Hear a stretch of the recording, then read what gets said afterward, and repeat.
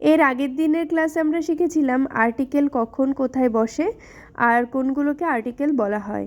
আজকের ক্লাসে আমরা শিখব প্রিপোজিশন কাকে বলে, কখন কোথায় কিভাবে বসে। তো চলুন আজকের ক্লাসটা শুরু করা যাক। তো এবার আমরা প্রথমেই জেনে নেব প্রিপোজিশন কাকে বলে। কোনো বাক্যের কর্তা অর্থাৎ সাবজেক্টের অবস্থান বোঝাতে আমরা প্রিপোজিশন ব্যবহার করি। সেটা হতে পারে কোনো স্থানের, কোনো ব্যক্তির বা কোনো বস্তুর। তো যাই হোক, এখানে দেখুন আমি একটা লিস্ট তৈরি করে দিয়েছি প্রিপোজিশনের। এগুলো মোটামুটি মুখস্থ করলেই যে কোনো বাক্যে এগুলোর ইউজ আপনারা শিখে যাবেন।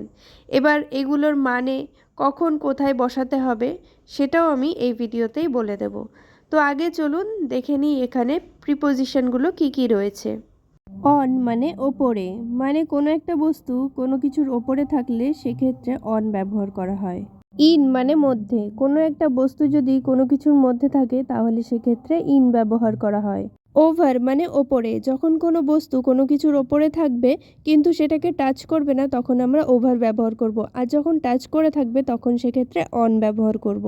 আন্ডার মানে নিচে, যখন কোনো বস্তু কোনো কিছুর নিচে থাকবে তখন সেক্ষেত্রে আন্ডার ব্যবহার করা হবে।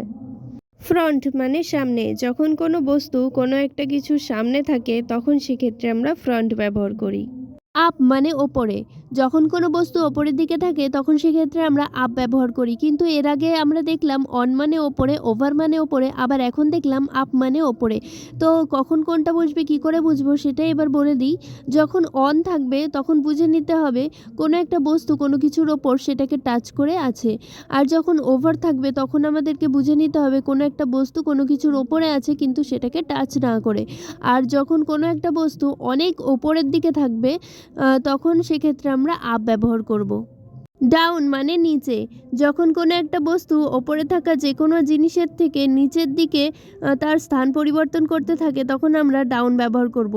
আর যখন কোনো একটা বস্তু কোনো কিছু নিচে চাপা পড়ে থাকবে বা নিচে অবস্থান করবে তখন আমরা সেক্ষেত্রে আন্ডার ব্যবহার করব। ফার মানে দূরে, কোনো একটা বস্তু যখন কোনো কিছুর থেকে দূরে থাকে সেক্ষেত্রে আমরা ফার ব্যবহার করি। এরপর রয়েছে নিয়ার, নিয়ার মানে কাছে, কোনো একটা বস্তু যখন কোনো কিছুর কাছে থাকে তখন আমরা নিয়ার ব্যবহার করব।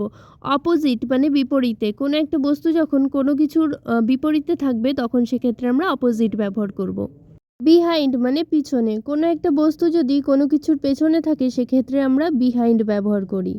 বিটুইন মানে মধ্যে, যখন কোনো একটা বস্তু বা ব্যক্তি কোনো দুটো জিনিস বা দুটো পরিস্থিতির মধ্যে থাকে তখন সেক্ষেত্রে আমরা বিটুইন ব্যবহার করি। অ্যারাউন্ড মানে চারপাশে, কোনো একটা বস্তু যদি কোনো কিছুর চারপাশে ঘুরতে থাকে বা চারপাশে বিস্তৃত থাকে বা চারপাশে থাকে তাহলে সেক্ষেত্রে আমরা অ্যারাউন্ড ব্যবহার করব। বিসাইড মানে পাশে, যখন কোনো বস্তু কোনো কিছুর পাশে থাকে তখন সেক্ষেত্রে আমরা বিসাইড ব্যবহার করব। ইনটু মানে মধ্যে, এর আগে আমরা দেখেছি ইন মানে মধ্যে, আর এখানেও দেখছি ইনটু মানে মধ্যে। ইন মানে সরাসরি কোনো কিছুর মধ্যে কোনো একটা বস্তুর অবস্থানকে বোঝায়, আর ইনটু বলতে বোঝানো হয় কোনো একটা বস্তু কোনো কিছুর মধ্যে যদি প্রবেশ করে বা কোনো একটা বিষয়ের মধ্যে যদি কোনো বস্তু প্রবেশ করে বা ব্যক্তি প্রবেশ করে তখন সেক্ষেত্রে আমরা ইনটু ব্যবহার করি। থ্রু মানে মধ্যে দিয়ে, কোনো একটা বস্তু বা কোনো একটা ব্যক্তি যদি কোনো সিচুয়েশন বা কোনো অবস্থার মধ্যে দিয়ে যায় বা কোনো কিছুর মধ্যে দিয়ে যায় তখন সেক্ষেত্রে আমরা থ্রু ব্যবহার করি। এরপর রয়েছে ফার্স্ট, ফার্স্ট মানে আমরা সবাই জানি প্রথম বোঝায়, সবার প্রথমে যে থাকে তাকেই আমরা ফার্স্ট বোঝাই। লাস্ট বলতে বোঝায় একদম শেষে যে থাকে।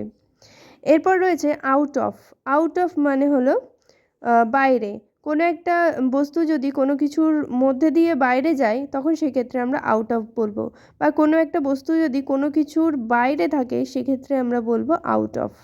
অ্যামং মানে মধ্যে, কিন্তু এর আগে আমরা পড়েছিলাম ইন মানে মধ্যে, ইনটু মানে মধ্যে।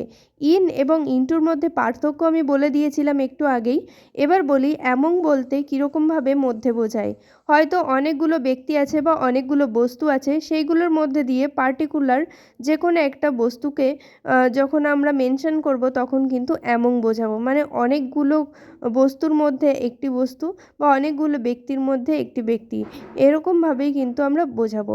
মানে কোনো একটা ভিড়ের মধ্যে যদি আমরা যে কোনো একজনকে মেনশন করি বা কোনো একজনকে যদি নির্দিষ্ট করে বোঝাই তখন আমরা অ্যামং ব্যবহার করব।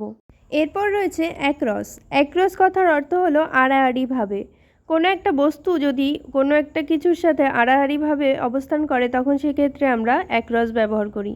এরপর রয়েছে পাস্ট। পাস্ট এক্ষেত্রে কিন্তু প্রিপোজিশন হিসেবে যখন বসবে তখন আমরা পাস্ট মানে অতীত অর্থটা ব্যবহার করব না, আমরা পাস্ট মানে তখন বুঝবো ছেড়ে আসা।